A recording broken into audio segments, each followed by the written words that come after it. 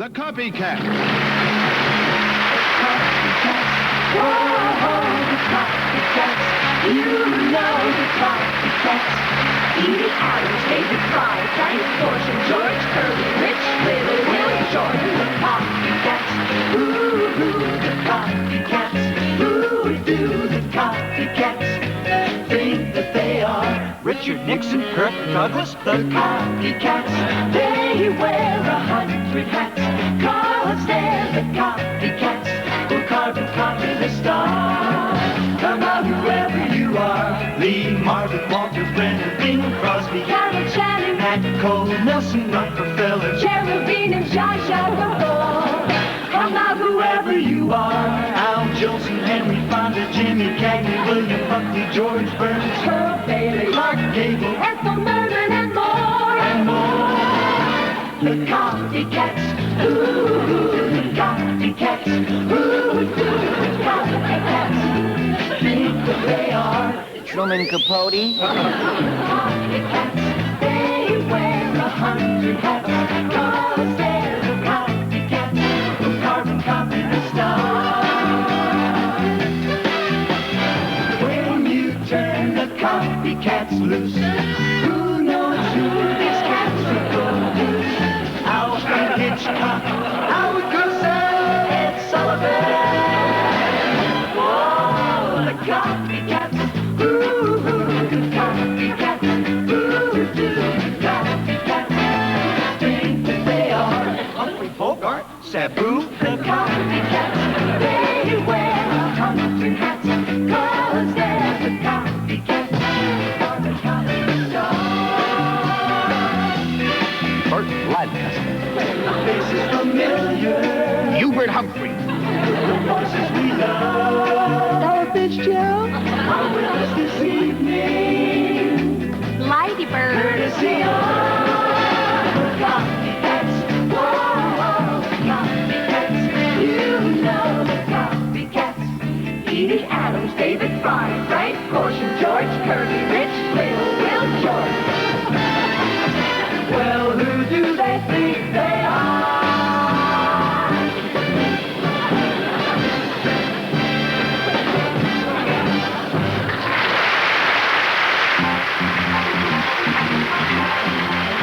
Kraft Music Hall, brought to you by Kraft. Kraft for good food and good food ideas.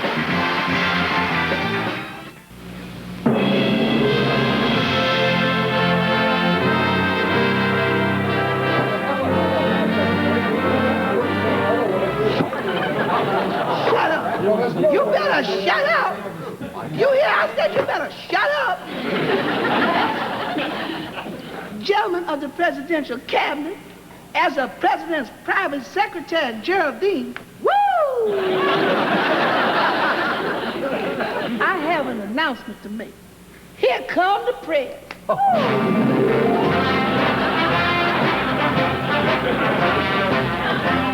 I've called this meeting for the 100th time to make it perfectly clear I am the president. And I'm going to look pretty silly holding my hands up like this unless you start applauding me. After all, I am the president. You know, every time he announces the president of the United States and he walks in, I'm still surprised.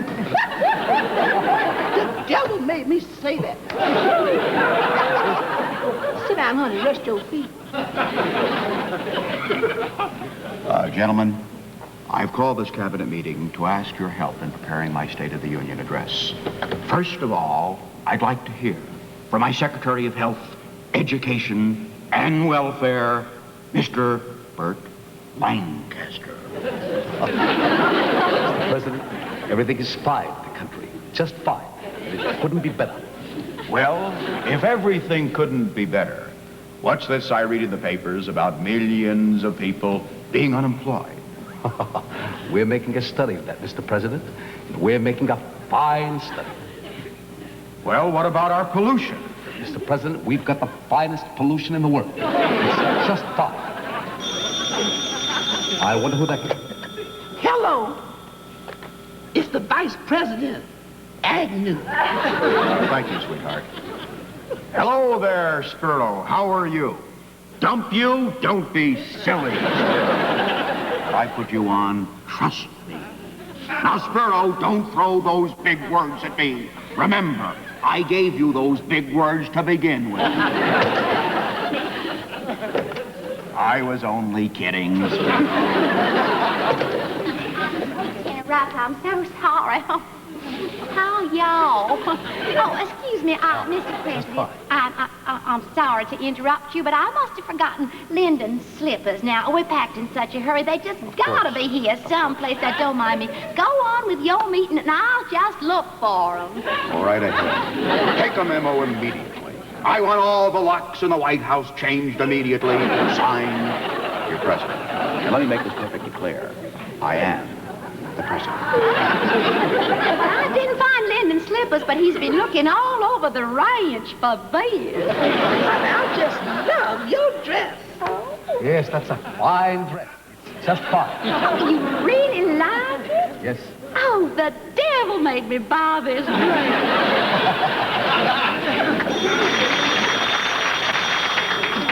Hello. What's that, honey? You kidding? You gotta be putting me on. You mean to tell me that the Secretary of Defense Stewart is on his way over here to tell us the burden of the World War III? We can't have no World War III, honey. Woo! I just bought me a new hat. I'm sure it's a fine hat. Just fine. Mr. President! Gentlemen, I'm terribly sorry to come busting in like this. Well, what is it? What is it? President, this is very important. Well, all right, what is it? Yes, I have... No, that's not it. That's not it. I have it here, Mr. President. This is very important, sir. Come on. Because I want to know how much time I got left to wear my new hat. Wait, did I have it in the blue suit this morning? No, I didn't. I had it in this... Well, come on with it. Let's see it. I'm hurrying. I'm hurrying. Yes. Perhaps if I went and sorted through this, sir, and then we can get to it. There's a crisis. Hello. What's that, honey? Okay, I'll tell him. It's the all clear. Woo! The crisis is over, honey. That's it, Mr. President. That's it. The crisis is over. One more thing, Mr. President. Lyndon's just finished his autobiography and wants to know what you think of the title. LBJ, the last of the great president. I hate that title. And another thing, I hope when you get home, Lyndon picks you up by the ears. I am the president. Fine president. Just fine. Rascal, you. Hubert, you'll never guess where I am.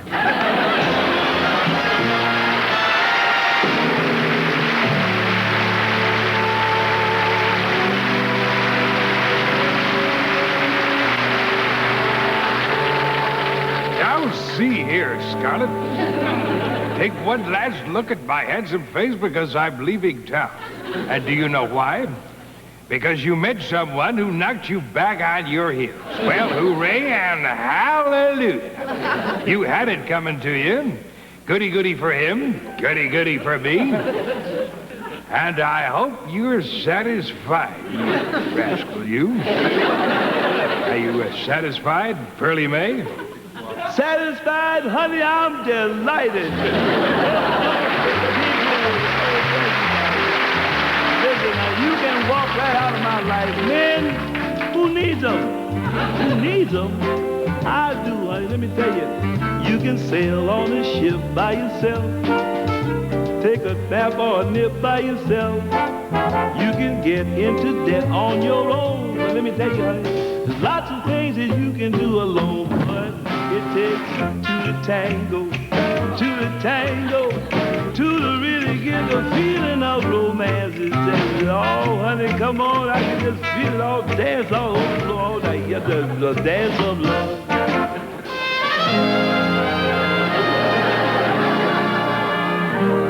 Everybody loves somebody sometime. Oh, Dino, you sure think about it. Loves someone somehow. And I'm looking for somebody who can do the tango. Something in your ears goes. But sometimes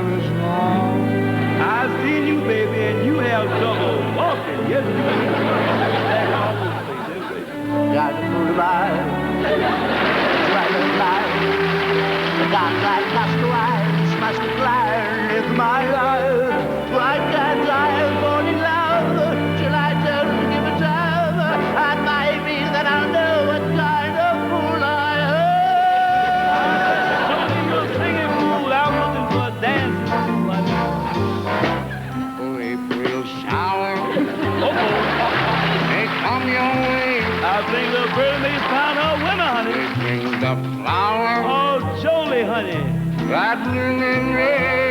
Oh, I think we can make beautiful music together, you bet.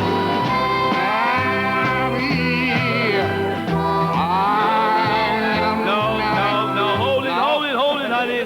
Well, I ain't singing no mammy songs. No. Rosie, That's you better. are my Rosie. Oh, you know my name ain't Rosie. You are my heart's brigade. You know my name is Birdie, you dog. I'm out. Yes. Here is the moonlight. Oh, there's magic in the There's moonlight. something sweet, You Lord. getting to me, you getting to me. I wanna say, Oh, honey, when you got it, you just flaunt it all over the place. That's your honey, your boy is waiting. what are you waiting for, child? Here I am. Those will be, You devil, you. so aggravating. Am I blushing, Rosie? Now, hold it. How can you tell I'm blushing? Honey, you ain't heard nothing yet. Rock-a-bye, baby, when I'm pitching melody. Soft and low, just as good Hold it. There you What's the go, matter? back to that mammy business. Give me, honey. Yeah. What I cry for? So you got the kind of kisses that I die for. You know you baby,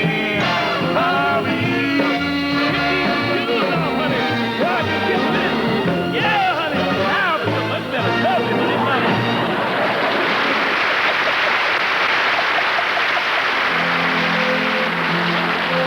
Brothers and sisters and beloved members of the family of man, we must all learn to open our hearts and our minds to the joy of fulfillment.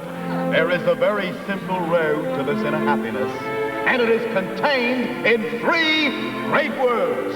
The first word is love, the second word is peace, and the third word is a word from Kraft. Good evening, sports fans. This is Howard Cosell, your penetrating sports analyst, with another one of my slashing interviews. Slash. Today's guest is the author of a new book on sports. The book is called Blood, Guts, and Broken Kneecaps, and we know about those. And here's the author, and proud to introduce you to him, Mr. Truman Capote. Hi, sports fans. Hi out there. Mr. Capote, since you're now qualified yourself as a sports expert in football, without doubting you, which do you think is more effective? Could you tell me this? The umbrella pass defense or the well-known zone pass defense? Well, before I answer that question, I'd like to mention that Jacqueline Kennedy Onassis is a very, very close friend of mine. And I don't like to go through an entire interview without mentioning that just once. Fine, just fine. Now, can we get down to business? Of course. What do you think about the zone defense? What do I think about... Well, let me say this. I'm also an intimate friend of her sister, Princely Radzi. And contrary to some gossip mongers, they love each other. I got through an entire interview once without mentioning that fact, and I didn't sleep for a week. Fine, just fine. Jim Dandy. Now, what about the zone defense? Could you tell my fans about it, please? Well, guess who else is a good friend of mine? I don't know. Who else is a good friend of yours? You gotta guess. I don't want to guess. Okay, don't guess. See if I care. Now, about the zone defense. The Duchess of Windsor? Well, the Duchess of Windsor is, of course, a very close friend of mine, but she's not the close friend I was thinking about. Now let's get back to football. I think the zone defense is a I have a Gloria Vanderbilt.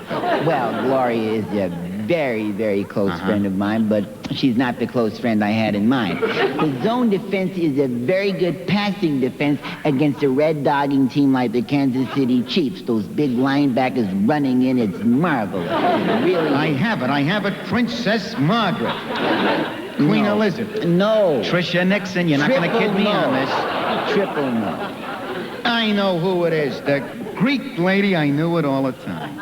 Queen Frederica of Greece. Sports fans will talk more about the zone defense some other time when we get rid of this name dropper. Please, is it Madam Chakashek? I don't think I can sleep tonight unless I know it. Tell Good me, night. I've got Good night, to know. sports fans. Good night. Good night.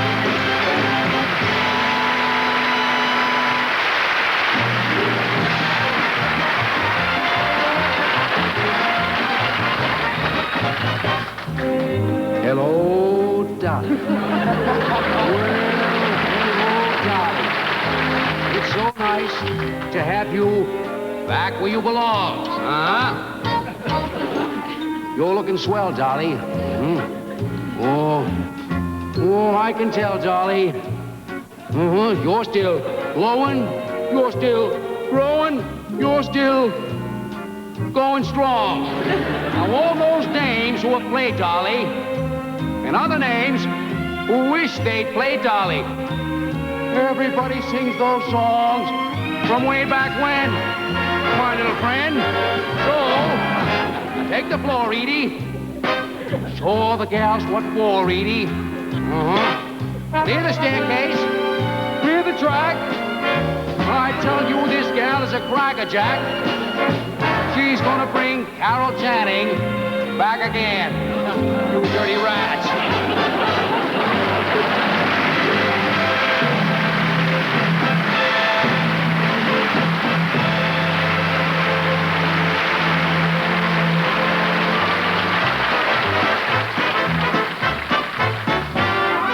Wave your little hand and you ain't gonna see me anymore. But when you discover that your life is dreary, don't you come knocking at my door. Then I'll be all dolled up and singing that song that said, you dog, I told you so. So wave your little hand and whisper so long, dearie. Dearie should have said so long ago. Isn't that right, Marlena? Oh, yes. It's a woman, a dainty woman, a sweetheart, a mistress, a wife. Oh, yes, it takes a woman, a dainty woman, to bring back the sweet things in life. Speaking of sweet, hit it, Shirley.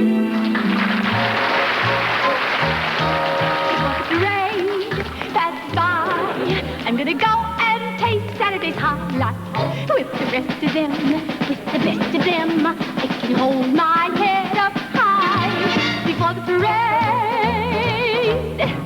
passes by.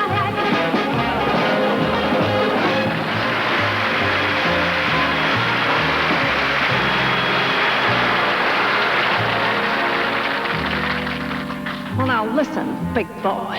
It only takes a moment for your eyes to meet. And when I'm good, I'm very, very good. But when I'm bad, I'm better. Because it only takes a moment to be loved and anything else you got in mind. So why don't you come up and see me sometime? How about that?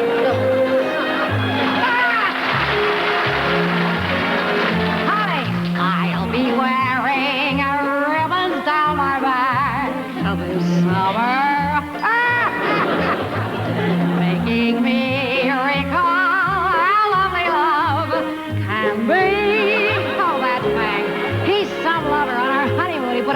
disturb sign on our bedroom door. So I will proudly wear ribbons in my hair. Honey, Moses couldn't part this hair. Shining so that he won't notice me. What do you think about that, Barb? I mean, it's your picture, baby. You're looking swell.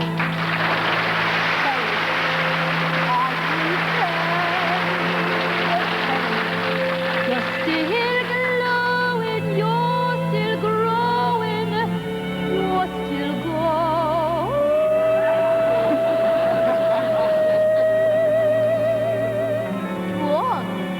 At home.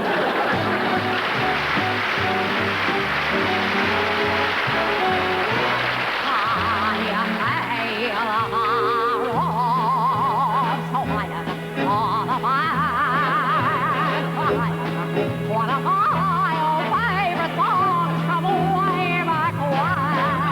So, bridge like castles, find me in a sea of white. Darling, I'll never go away. Promise I'll never go away.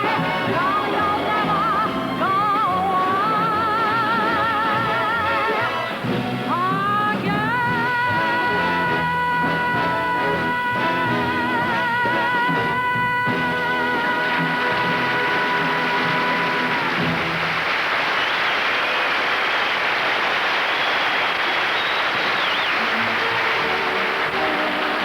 This is George Burns. As I was telling my good friend Jack Benny the other day, you all know Jack. He laughs at everything I say, except when I call him collect. Then he just loses his sense of humor. You know, I was telling Jack that traveling has changed a lot since the days when he was younger. And he said, I know. They don't have a guy riding shotgun anymore. But you know, I love to travel, especially by plane. In fact, I have a whole set of airline luggage. And the reason they call it airline luggage is because it's easier to lose.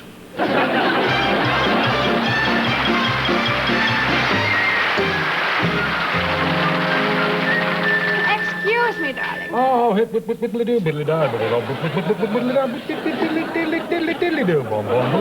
sweetheart, you don't understand. I just did a terrible silly thing. I checked 5 pieces of luggage on the wrong plane. 4 bags full of my most beautiful diamonds, and 1 with all my old marriage certificates. Could you help me, darling? Oh, well, steady. You gotta keep calm, copacetic, and beaming on the beam. Cruise down life's highway. And everything's gonna be just as fine as mine. But now as I look at the cans on the old clock on the old wall, it's time for you to catch your plane. Oh, excuse me. Yes? Oh, it's you, Paul. Darling, I have a terrible problem. Now, Miss Gabor, let me put it to you.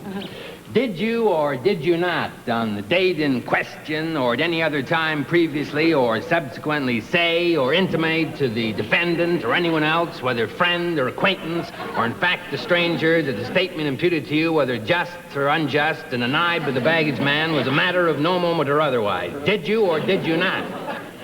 Would you repeat the question? Did you or did you not? Oh, I've got to cut somebody else. This is ridiculous. Oh, poor darling, excuse me, but I have to get my bags off the wrong plane.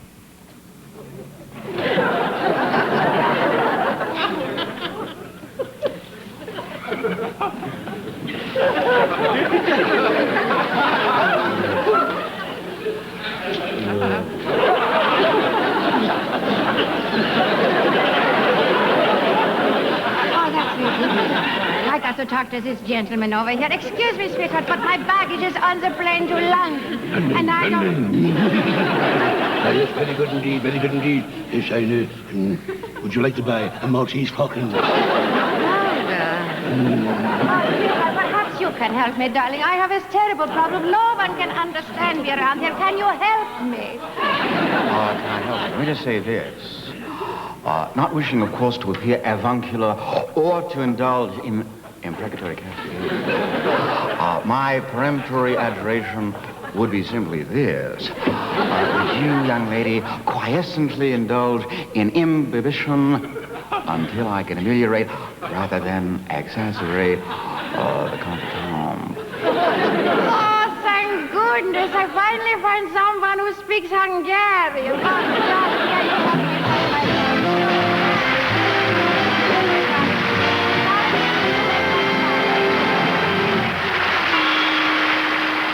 How do you do?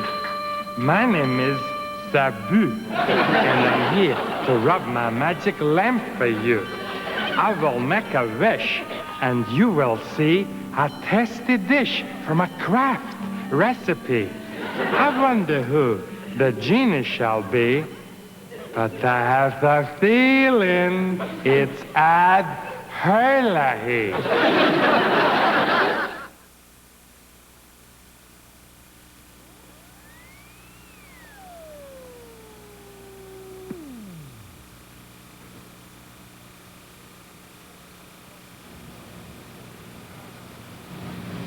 No. I want to use only new acts on our 23rd anniversary tour.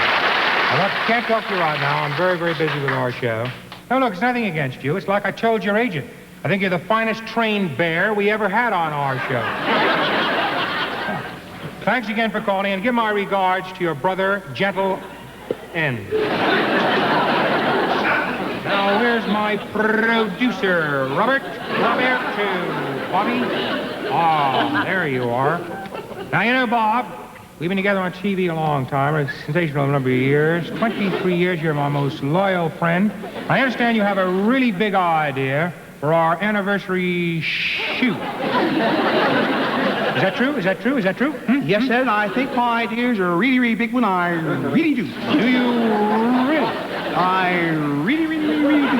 Well, I'm glad that you really, really do.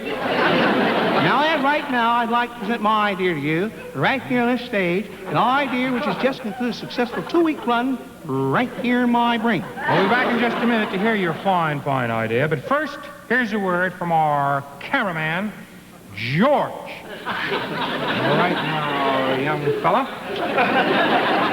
What about our anniversary show? Do you have any sensational ideas? I really think that I have a really big one for you. Do you really? I really do. He really does. Well, I'm ready, really does. Now, for the first time anywhere, here is a sensational, remarkable idea from this young fella, George. Right. Now, to get your anniversary show off a really big start, Ed, I thought for this show, to be really special, we'd ask everybody in the audience to stand up and take a bow and have all the celebrities remain seated. Well, how about that for a really fine idea? Did you enjoy that? Did you? Oh, come on, let's really hear it. Really fine idea. You drop in again, you hear? I will. Good night. While you're up there, say hello to the lighting man and give him my regards from Sylvia and me and say we're going to drop up and see him. Oh, I will, yeah. Moving right along with our show. Right now we're going to bring out a fine musical talent from our staff. Fellow who writes all the musical songs for our shoe. Raimundo, where are you? Well, Edo, I was thinking it'd be nice if we had something for all the little youngsters out there, you know, the kiddies. My idea is to present on your stage next Sunday night a real big surprise. All the way from Mawa, New Jersey. None other than the mighty Mawa Midget Merchant Marine Militiamen. And for the old-timers, the Seattle Combination Civic Symphony and Broad Jumping Team, who will hurt themselves for you by leaping on their instruments. Boy, that's really big. Well, I thought you'd... No, it's quite all right. I really just want to thank you all for your just fine ideas. But right now, I've come up with an idea of my own. What's that? I thought to give this show a real big lift this week if I stayed home. Stayed home. Do the show without you, Ed? Right, I thought we'd get one of these impersonator fellas, a mimic, to come in and do an impersonation of me. That's the most ridiculous thing I ever heard of. No one can imitate you. He's right, Ed. You're really very unique. You're one of a kind. Thanks, Kevin. Well, I want to thank you all for your really fine loyalty. And I happen to agree with you. But this youngster, this young, fine young fella, does the most fantastic impression of me, and I'm going to show you right now. Caddy Keel, would you send that young man out char on our show right over here? Why, I will, Ed. I really will. I'll bring him right out here, right now on this stage, and show him right now. And here he is to do his impression of Ed Sullivan.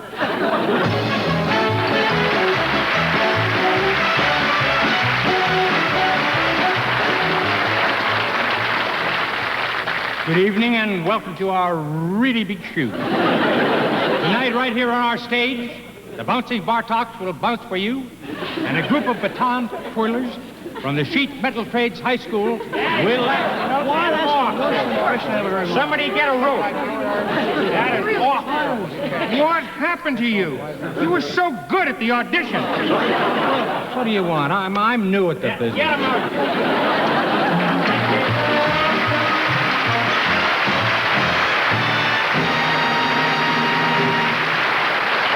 Hello, headquarters. This is Broderick Crawford. Now listen to me good.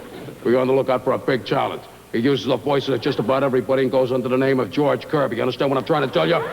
Big Kirby lays on with one of the best acts in show business. If apprehended and he refuses to talk, just put the spotlight on him and he'll be happy to sing. I repeat, be on the lookout for George Kirby. 10-4, 10-4, 10-4.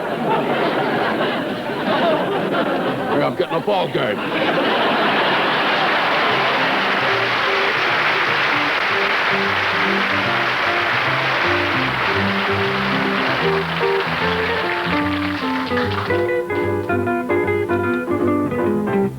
It's only a paper moon hanging over the hearts. But if you believe in me, it's only a canvas sky hanging over a muslin tree. But it wouldn't be make-believe if you believe in me. Without your love, it's a honky-tonk parade. Without your love, it's a melody playing on the penny arcade. It's a Barnum and Bailey world, just as phony as it can be. But it wouldn't be make-believe if you believe in me. Oh, the shark has pretty teeth, dear, and he keeps them pearly white.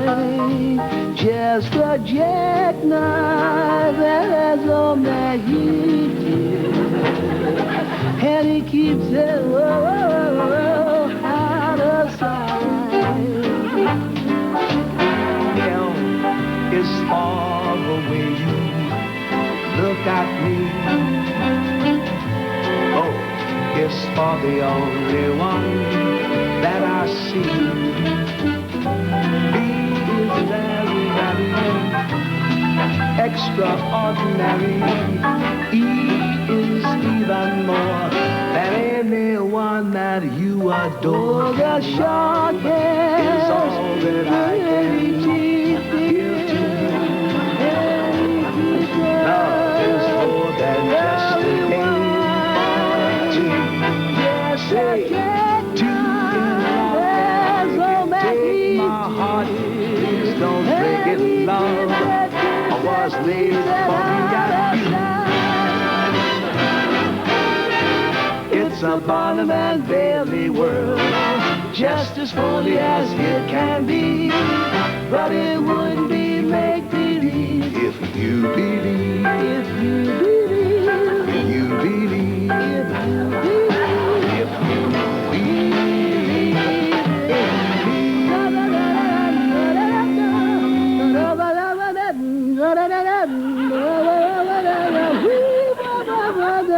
Oh,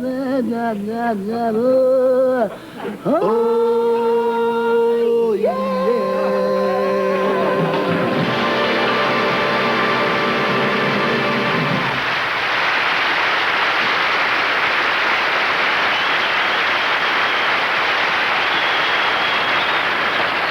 Good evening, and welcome to this NBC special.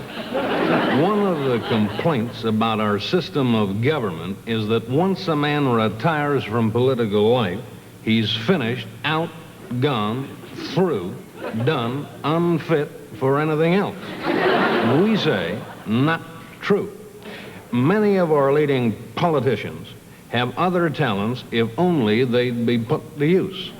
For instance, what would be the perfect job for Mr. Rockefeller once he leaves politics? I've been working on the railroad all the livelong day, breathing in the smoke and ashes, and I lost my voice that way. Very cute. Good evening, Governor. Oh, hi there, fella. How are you? Governor, I see you're working for the Long Island Railroad. Have you done anything to improve the service? Well, of course I did.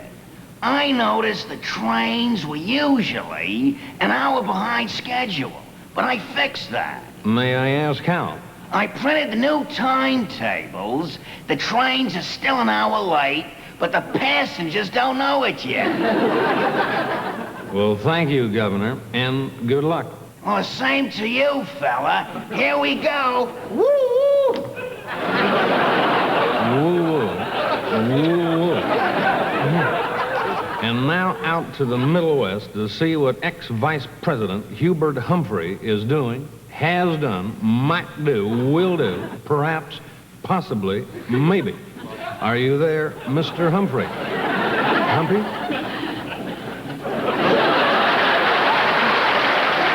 Yes, of course I think I am. Of course I never know. Oh, gosh, yes, of course I am. By golly, and good evening, David. I'm glad you're here. I've been expecting you to arrive, and I'm glad you have arrived, because that means, of course, that you're here. Or to put it another way, quite simply... No, thank you, sir. That way was just fine. Well, thank you, David. Humphrey, how do you feel about your new job as elevator operator? Well, David, I'll be honest. I'm tickled pink and proud as punch, just as happy as I can be, and let me tell you why. Look here over this elevator, just two small words, up and down. But there's so much that can be said about them, and of course I will. You see, David, and my fellow Americans, I've been up and I've been down, and believe me, Hubert Humphrey knows what up is, and I also know what down is. That's up. And that's down. But in this great land of ours, just because a man is down doesn't mean he's down for good. No, sirree. A man can be down and then go up again. Or he can be up and then go down again. But the main thing, and hear this for goodness sake, don't get stuck between the floors. As I was saying to Muriel just the other day, standing right here where I'm standing now, I said, Muriel, if you want to be forward-looking, always face the front of the elevator, then you'll be looking forward. Or to use different words, and believe me, Hubert Humphrey's got plenty of those. Thank you, Mr. Vice President, but I'm afraid we've run out of time. It's when you're facing backward, looking, as it were, with your front to the back and your back to the front. And I like to say this, a man can be up or a man can be down and then go down, but the main thing is lit. Well, that's our special for tonight. Too bad there wasn't anything special about it. Good night, folks. Good night, Chet. Shucks, I forgot. Yeah, well, I'm Lee Marvin, and you better believe it, Padre. You know, I just made a picture called Paint Your Wagon. And everybody thought I was crazy because I sang a song called I Talk to the Trees. Well, here's a guy who's really crazy. He talks to the cheese. And they said I couldn't do comedy.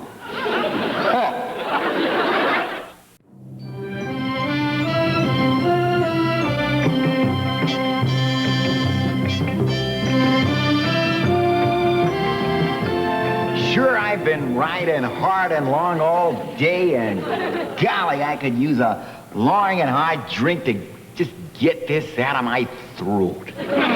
Boy, I hear tell that Black Bart is broken out of jail, and he's riding into town to get you. That's so. Well, who's Black Bart anyway? Black Bart? Well, he's the most vicious killer in the whole West. You had it out with him, and you're the one that sent him up to jail. I'll be darned. You don't understand, Sheriff. Black Bart is riding into town to kill you. Sheriff, Bart's riding into town to kill you. Black Bart's riding into town to kill you. I know that. He just told me. I get to tell the sheriff that Bart's riding into town to kill him. Doggone it, I always get to tell the sheriff that Bart's riding into town to kill him. You take that away from me and you ain't got nothing. Take it easy, tumbleweed. Yeah, well, it's all right for you to say take it easy. You're a handsome, silent, brave sheriff, but I'm just an excitable old codger. You take that away from me and I ain't got nothing. Now listen to me. I'm gonna tell you one more time. Black Bart's coming into town to kill you. Now, you're the fastest draw in the West. You should be able to take care of yourself. I just can't do it. I can't shoot Black Bart. Why not? Well, the reason is I promised the schoolmarm I'd never carry a six-shooter again. But that's ridiculous. The schoolmarm carries 2 six-shooters. Why, she's a vicious killer. I know, but she says one killer in the family is enough. Frankly, tumbleweed, I don't mind admitting it. I enjoy it. It's relaxing being a sissy. Sheriff, I don't believe what they're telling me. I just came back into town to get a fresh start, not to kill you. Well, look at me. Do I look like a killer? He told you he'd be back, and I told you he'd be back, and even he told you he'd be back, and he wasn't even supposed to tell you he'd be back. You clock. Sheriff, I came back to town to tell you that even though you sent me to jail for 10 years, I'm not mad. Sheriff, I'm going to tell you one more time. Black Bart is going to kill you. 10 long years, Sheriff. I broke my back. Broke my back. But I'm not mad, you understand? I'm not mad. You're not? Well, I guess your bark is worse than your bite. Nothing's worse than my bite. Next thing, I'll be hearing you ride side saddle. Well, now I'm mad. I guess I'm gonna have to count to 3 and kill you, Sheriff. 1, 2. Yeah, 3.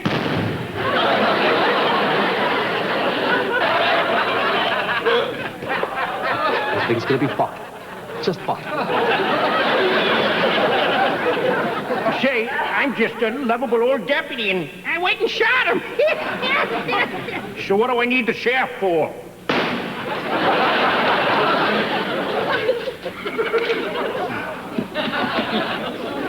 And what do I need you for?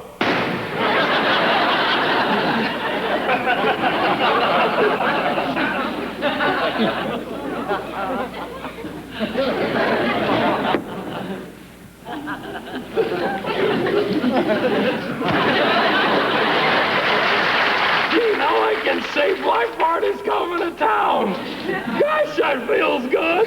Black Bart is coming to town. Black Bart is coming to town.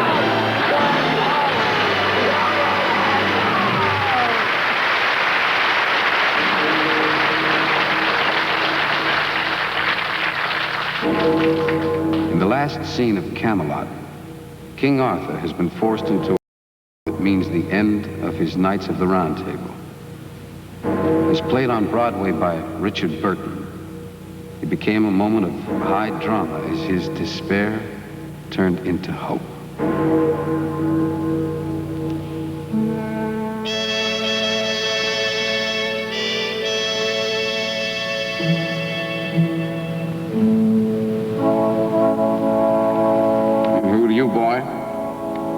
Where'd you come from? You ought to be in bed. You can't be more than 14. Are you a page? Came to fight for the Round Table. I see. You're very good with the bow. You think you will kill people with this bow of yours? A great many. Suppose they kill you. You don't intend to be dead. You intend to be a knight of the Round Table. What do you think you know of the Knights of the Round Table? Everything. Might for right, right for right, justice for all. A round table where all knights could sit. Everything. When did you decide upon this non-existent career? When you were a small boy, was your village protected by knights? Was your mother saved by a knight? Did your father serve a knight? None of those? You wished to be a knight because of the stories that people tell.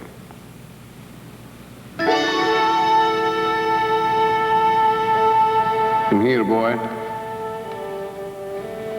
Tell me your name. What is your home? Kneel, Tom, kneel. With this sword, Excalibur, I knight you, Sir Tom of Warwick, and I command you to return home and carry out my orders. You will not fight in the battle, do you hear? You will run behind the lines and hide in a tent until it is over. Then you will return to your home in England, alive, to grow up and to grow old. Do you understand? And for as long as you live, you will remember what I, the king, tell you. And you will do as I command. Each evening from December to December, before you drift to sleep upon your cot, think back on all the tales that you remember of Camelot. Ask every person if he's heard the story. Tell it strong and clear if he has not. That once there was a fleeting wisp of glory called Camelot.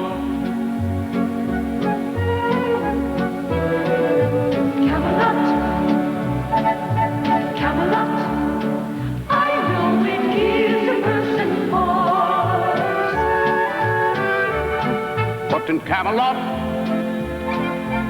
Camelot, those were the legal laws, where once it never rained till after sundown. By 8 a.m. the morning fog had flown. Don't let it be forgot that once there was a spot, for one brief shining moment that was known.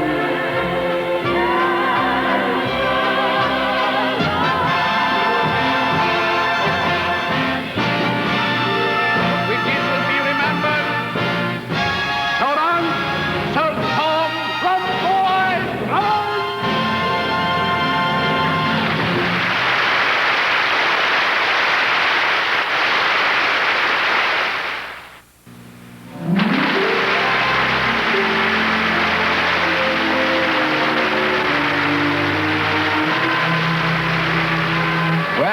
Our show for tonight. We couldn't say goodnight without expressing our thanks to the people who really made this show possible, the stars that we impersonate. Not only have they made this show possible, they've also helped to make our careers possible. Yeah, without them, we'd have no one to do impressions of. Not only the stars of the entertainment world, but I'd personally like to thank some of the great political figures of our time.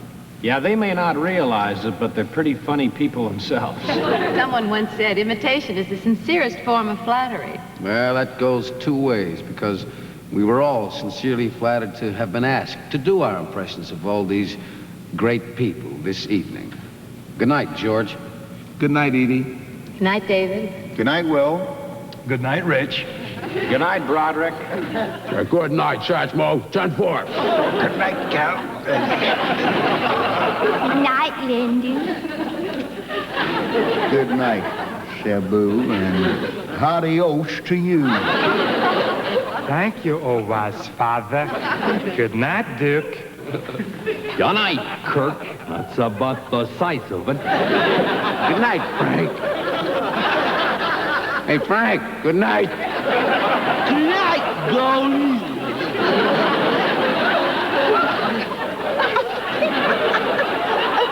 Good night, Hubert. Good night to you, Groucho. Good night, Red, and say the say good words. Good night, and may God bless.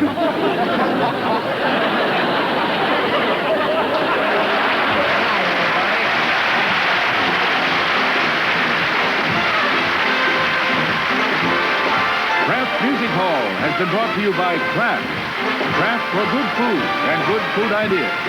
Kraft, a division of Kraftco Corporation. To get tonight's recipes free, write Kraft November TV recipes. Box 1718, Chicago 60690. A postcard from you. This is Ed Hurley.